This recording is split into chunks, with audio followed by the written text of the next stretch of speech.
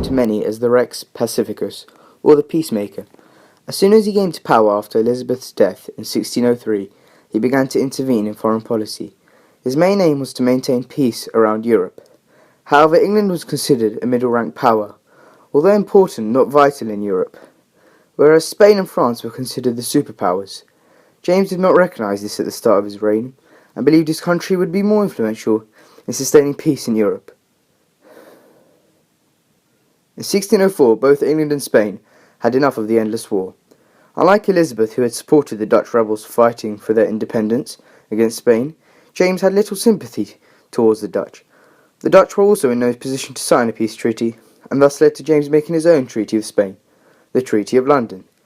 This treaty was most popular among the merchants, who under the treaty would not be arrested as heretics and be allowed to trade with Spain.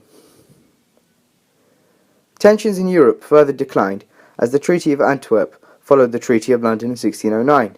It was an armistice signed between Spain and the Netherlands, creating a break in hostilities during the 80 Years' War. However, problems arose again when Duke John William of Jülich-Kleve died on March the 25th, 1609. He had no heir to succeed him. As a result, both Duke Wolfgang William of Palatinate and Elector John Sigismund of Brandenburg claimed inheritance to the throne. However, James's representatives and French representatives successfully saved the conflict. The Treaty of Xanten was signed on November the 12th, 1614, between Wolfgang William and John Sigismund, as they agreed to split the territories. Up until this point, we see that King James has somewhat successfully resolved problems in Europe, and has an influence over Europe, demonstrated by his success in the crises in the duchies of Jülich-Kleve.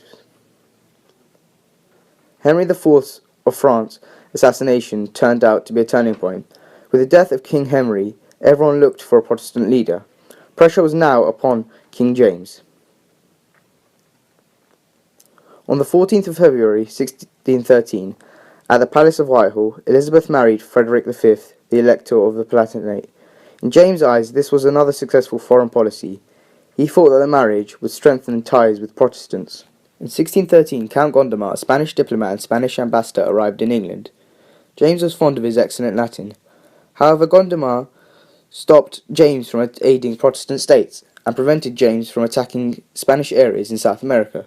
Gondomar also pressured James into sentencing Sir Walter Raleigh to death, which took place at the Palace of Westminster on the 29th of October, 1618. 1618 was also the year in which the outbreak of the 30 Years' War occurred. It was a group of wars in Central Europe between 1618 and 1648. It started as a conflict between Protestant and Catholic states. It was sparked by the Holy Roman Empire trying to impose Catholicism on its states to unite them as one religion. Northern states were angered by this union.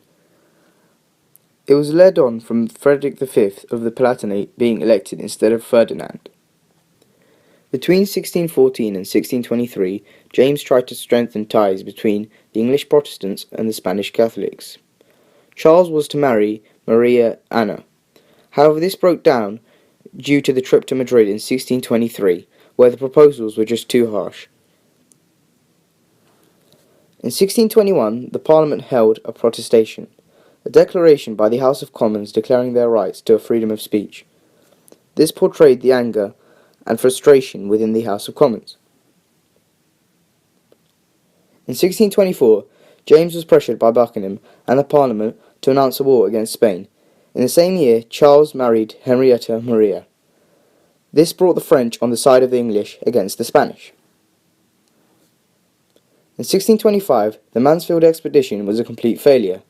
The expedition was ill-judged, putting Cecil as commander, who had little knowledge of the sea. Although problems increased further for James, most were blamed on Buckingham and his decisions, as they reflected poorly on him, and eventually, on March the 24th, James died, putting Charles in charge. Charles's first parliament was put on hold as the plague spread across London, killing 20% of the population. The Cadiz expedition once again reflected poorly on Buckingham, as it was another failure. The soldiers became drunk as they had found a wine stall. This growing pressure was evident at the Parliament of 1626. where Charles was pressured to sentence Buckingham to death. In 1627, war broke out with the French. Charles let the French have some of the ships, however the ships were used to fight the Huguenots. This led to the La Rochelle expedition, where Buckingham was sent to start a rebellion to help the Huguenots. The first expedition failed, as money and support ran out. The second failed, as William Fielding feared his ships may be destroyed.